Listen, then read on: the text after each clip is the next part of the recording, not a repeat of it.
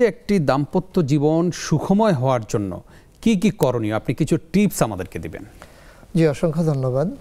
যেহেতু এই প্রসঙ্গে আমরা কথা বলছিলাম, আজকে ভালোবাসার জগতে মনে হয় যেন মরুভূমি, মনে হচ্ছে যেন নদীতে চর জেগেছে।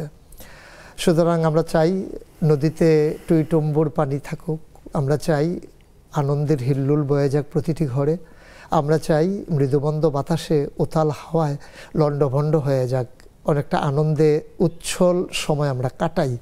এটাই তো দাম্পত্য জীবন। দাম্পত্য জীবন ভাব গাম্ভীর্য কোনো জীবন নয়। দাম্পত্য জীবন মানে রুটিন ওয়ার্ক নয়। মনে রাখতে হবে আল্লাহ তাবারক ওয়া তাআলা কত সুন্দর করে বলেছেন, হুন্না লিবাসুল লাকুম ওয়া আনতুম লিবাসুল লাহুন্না। ও পুরুষেরা, এই মহিলারা হচ্ছে তোমাদের গায়ের পোশাকের মতো, ওয়াংতুম লেবাসুন লাহুন্না, এবং তোমরা পুরুষেরা তাদের গায়ের পোশাকের মতো। মুফাসসিরিন কেরাম এই আয়াতের তাৎপর্য ব্যাখ্যা করতে গিয়ে বলেছেন যে আল্লাহ তাবারক ওয়া তাআলা পোশাকের সাথে কেন তুলনা করেছেন? পোশাক যেমন করে মানুষের ইজ্জত বাড়ায়, পোশাক যেমন করে মানুষের আরামের ব্যবস্থা করে, পোশাক যেমন করে মানুষের লজ্জাগুলো ঢেকে রাখে, স্বামী স্ত্রী পরস্পরের আরামের ব্যবস্থা করবে, লজ্জাগুলো ঢেকে রাখবে এবং তার ইজ্জতের ব্যবস্থা করে দেবে, ইজ্জত বাড়িয়ে দেবে। সুতরাং স্বামীর দায়িত্ব হচ্ছে স্ত্রীর পরিবারে, স্বামীর দায়িত্ব হচ্ছে স্বামীর পরিবারে স্ত্রীর মর্যাদা বাড়িয়ে দেওয়া, আর স্ত্রীর দায়িত্ব হচ্ছে তার পরিবারে তার স্বামীকে বড় করে তুলে ধরা। এইটার মাধ্যমেই কি হবে? আমাদের দাম্পত্য জীবন সুখময় হবে।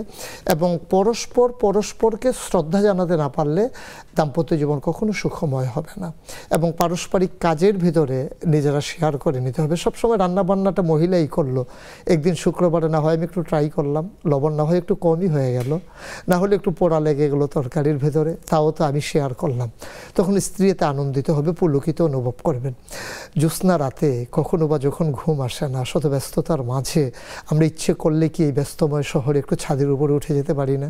আমরা ইচ্ছে করলেই কি একটু রিক্সা নিয়ে একটু বের হয়ে যেতে পারি না? কতই তো সময় কাটাই, একটু স্ত্রীকে নিয়ে একান্ত সময় কাটাই।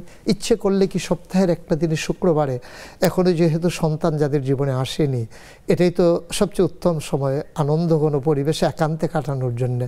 ইচ্ছে করলে স্বামী স্ত্রী কি একটু হুট উঠিয়ে রিক্সায় করে কোনো একটা নদীর পাড়ে একটু চটপটি খাওয়া, একটু ঘুরে আসা, একটু নিজেদেরকে মুক্ত বিহঙ্গের মতো মুক্ত আকাশের মাঝে ছুড়ে দেওয়া, এর মাঝেই দেখবেন যে একটা সময়ে দাম্পত্য জীবন সুগম হয়ে যায়। কবি নজরুলের জন্য যথার্থই বলেছিলেন, এ বিশ্ব চরাচরে যা কিছু চিরকল্যাণকর, অর্ধেক তার করিয়াছে নারী, অর্ধেক তার নর।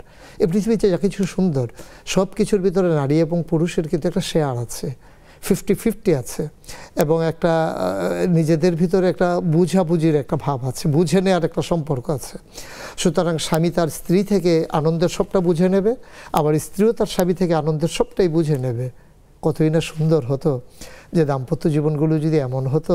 রাসূল সাল্লাল্লাহু আলাইহি ওয়াসাল্লাম যেমন করে গড়েছিলেন, সেই জ্যোৎস্না রাতে রাসূল সাল্লাল্লাহু আলাইহি ওয়াসাল্লাম তার স্ত্রীকে ডেকে বলেছিলেন, চলো একটু দৌড়ে দেখি, তুমি ফার্স্ট হও না আমি ফার্স্ট হই।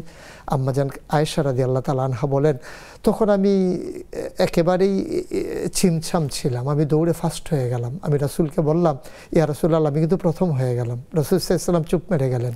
কিছুদিন পর রাসূল সাল্লাল্লাহু আলাইহি ওয়াসাল্লাম বলে, চলো আবার আজকে একটু দৌড় দিই। আম্মাজান আয়েশা বলছেন, আমি একটু স্থূলকায় হয়ে গিয়েছিলাম, একটু মোটা হয়ে গিয়েছিলাম।